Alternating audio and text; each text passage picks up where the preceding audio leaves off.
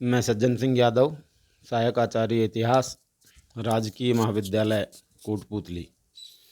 प्रिय विद्यार्थियों, MA final इतिहास विषय के विद्यार्थियों हेतु भारतीय कला एवं स्थापत्य के अंतर्गत प्रस्तुत वीडियो का विषय है अशोक के स्तंभों पर विदेशी प्रभाव की विवेचना। देखिए, अशोक के स्तंभों और अशोक के समय में बनाए गए अन्य मूर्तिकला के नमूनों पर कुछ विद्वानों के अनुसार काफ़ी हद तक विदेशी प्रभाव आ गया था। अशोक के स्तंभों की परगाहों की बैठकी के विषय में तथा वास्तु मूर्तियों पर आने वाले कुछ अभिप्रायों के विषय में कुछ विद्वानों का मत है कि वे ईरानी कला से आए थे। अशोक के स्तंभों में लोटे हुए कमल की पंखुड़ियों की आकृतियों को कुछ लोग ईरान के अनुकरण पर बनाया हुआ मानते हैं। स्मिथ और चार्ल्स फावरी इसे ईरान से प्रभावित घंटाकृति मानते हैं, जबकि राय कृष्णदास, डॉक्टर आनंद कुमार स्वामी और ईवी हैवेल आदि ने इस मान्यता को भ्रामक बताया है। उनके अनुसार यह पूर्णतः भारतीय कल्पना है। यह अभिप्राय भारतीय वास्तु में लंबे समय से चला आ रहा था और सारनाथ के स्तंभों पर वह पराकाष्ठा पर पहुंचा। उनके अनुसार यह नीलोत्पल है जिसकी पंखुड़ियां नीचे की ओर झुकी हुई दिखाई जाती हैं। इस प्रकार कुछ अन्य अभिप्राय जैसे पंखदार सिंह, पंखदार वृषभ, नर मकर, जिसमें से कुछ के घोड़े जैसे पैर भी होते हैं और कुछ की पूँछें दोहरी होती हैं, नर अश्व, मेष मकर, गज मकर, वृष मकर, सिंह नारी, गरुड़ सिंह, मनुष्य के धड़ वाले पक्षी, घट व कमल की बेल वाला प्रतीक, जो आगे भी भारतीय कला में प्रचलित रहा। किंतु इस प्रकार के अभिप्राय ईरानी कला में भी लघु एशिया के देशों से आए थे और वहाँ से भारतवर्ष का बहुत पुराना संबंध था। इसके प्रमाण हमें मोहनजोदड़ो से भी प्राप्त होते हैं। इन देशों से मोहनजोदड़ो के समय से ही व्यापारिक संबंध बने हुए थे। जब लघु एशिया से भारत के इतने प्राचीन और घनिष्ठ संबंध थे, तो हम ये कह सकते हैं कि उक्त अभिप्राय वहीं से भारतवर्ष आए। अतः इनका संबंध ईरान से नहीं, लघु एशिया से है, जहाँ से ये ईरान भी गए और भारतवर्ष में भी आए। इसी प्रकार सारनाथ के स्तंभ पर के परगहे के शीर्ष के सिंहों को भी श्री चार्ल्स फावरी ने ईरानी कला से प्रभावित माना है। उनके अनुसार अत्यंत आकारनिष्ठ है, ये अत्यंत आकारनिष्ठ है। वस्तुतः ये पश्चिमी एशिया में प्राप्त कुछ अत्यंत प्राचीन नमूनों से प्रेरित है और बार बार वैसा ही करने के कारण शिल्पियों का यह स्वभाव बन चुका था कि सिंह के आयालों को छोटी छोटी लपटों के आकार वाले केश गुच्छों के रूप में तराशे जाएं। ईरानियों ने इसका अनुसरण किया और वहीं से भारतीय कलाकारों ने इसे प्राप्त किया। इसी प्रकार रंपुरवा से प्राप्त अशोक के वृषभ शीर्ष में चौकी पर जो अलंकरण हैं, उनमें है गुलाब, ताड़ एवं अकेंथस की आकृतियाँ। ये सभी आकृतियाँ प्राचीन ईरानी राजमहलों में अनेक नमूनों के रूप में बनाई हुई प्राप्त होती हैं। कुछ विद्वानों का यह भी मत है कि जब अशोक ने ये स्तंभ बनाए तब अपने शिल्पियों की सहायता के लिए ईरान से कुछ मूर्तिकार भारत में बुलवाए थे।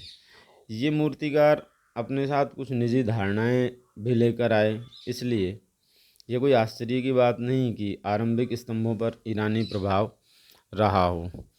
लेकिन इन स्तंभों को यदि हम अच्छे से इनका अध्ययन करें तो ईरानी स्तंभों और भारतीय के अशोकीय स्तंभों में कुछ मूलभूत अंतर हमें दिखाई पड़ते हैं। जैसे अशोक के जो स्तंभ हैं वो एकाश्म हैं, अर्थात एक ही पत्थर से तराश कर बनाए गए हैं। इसके विपरीत जो ईरानी स्तंभ हैं उन्हें कई मंडलाकार टुकड़ों को जोड़कर बनाया गया है। दूसरा अंतर यदि हम देखें तो ये है कि अशोक के स्तंभ बिना चौकी या आधार के भूमि पर टिकाए गए हैं, जबकि ईरानी स्तंभों को चौकी पर टिकाया गया है।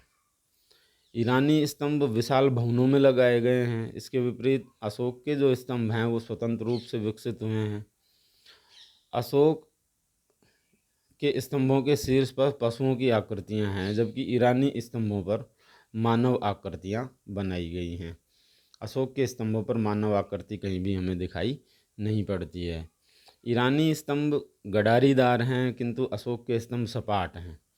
अशोक के स्तंभों के शीर्ष पर लगी पशु मूर्तियों का एक विशेष प्रतीकात्मक अर्थ है, जिसकी समुचित व्याख्या भारतीय परंपरा में ही संभव है, किंतु ईरानी स्तंभ शीर्षकों में कोई प्रतीकात्मकता उपलब्ध नहीं होती है। अशोक के स्तंभ नीचे से ऊपर की ओर क्रम से पतले होते जाते हैं, जबकि ईरानी स्तंभों की चौड़ाई नीचे से ऊपर तक एक जैसी है। इस प्रकार हम अशोक के स्तंभों को ईरानी स्तंभों की नकल नहीं कह सकते। स्नूपर महोदय का विचार है कि मौर्य स्तंभों पर जो ओपदार पोलिस है वो ईरान से ग्रहण की गई है, लेकिन भारत के प्रसिद्ध विद्वान वासुदेव शरण अग्रवाल ने आपस्तंभ सूत्र तथा महाभारत से ऐसे उदाहरण खोजे हैं जिनसे ये स्पष्ट होता है कि ये जो पोलिस है ये भारतीयों को बहुत पहले से ही ज्ञात थी। उनके अनुसार आपस्तंभ सूत्र में मृत भांडों को चमकीला बनाने की विधि के प्रसंग में सलक्षणीकरणई तथा सलक्षणी कुर्वंती चिकना करने के मसालों से उसे चिकना किया जाता था, ऐसे शब्दावली का प्रयोग किया गया है जो ओपदार पोलिस की प्राचीनता का सूचक है। पिपहरवा बौद्ध स्तूप की धातुगर्भ मंजूषा, पटना की यक्ष प्रतिमाएं, लोहानीपुर से प्राप्त जैन तीर्थंकरों की धड़ आदि में सभी में चमकीली पोलिस हमें प्राप्त हुई है। इस संबंध में एक उल्लेखनीय तथ्य यह भी है कि पूर्व मौर्य युग के उत्तर भारत के विभिन्न स्थलों से काले रंग के चमकीले मृदभांड मिले हैं, जिनका समय 600 ईसा पूर्व 600 से 200 ईसा पूर्व तक निर्धारित किया गया है। इन्हें एनबीपी कहा जाता है। यह बर्तनों पर पॉलिश करने की प्राचीनता को ईसा पूर्व 6वीं शताब्दी तक ले जाता है। ऐसी दशा में स्तंभों पर पॉलिश करने का ज्ञान ईरान से लेने की भारतीयों को कोई आवश्यकता नहीं थी। अतः मौर्यकालीन जो स्तंभ हैं और उनकी जो पॉलिश है वो पूर्णतः भारतीय हैं।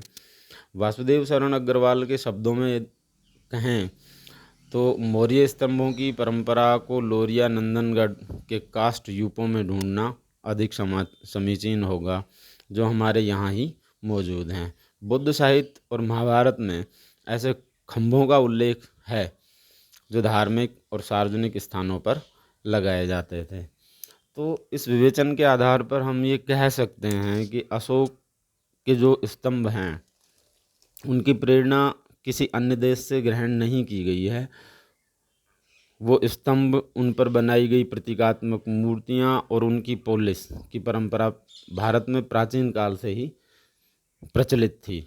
और ये जो भारतीय स्तंभ हैं, ये संपूर्ण जो कला है, इसे हमें कहीं विदेश से ग्रहण करने की आवश्यकता नहीं थी। ये हमारी अपनी है। धन्यवाद।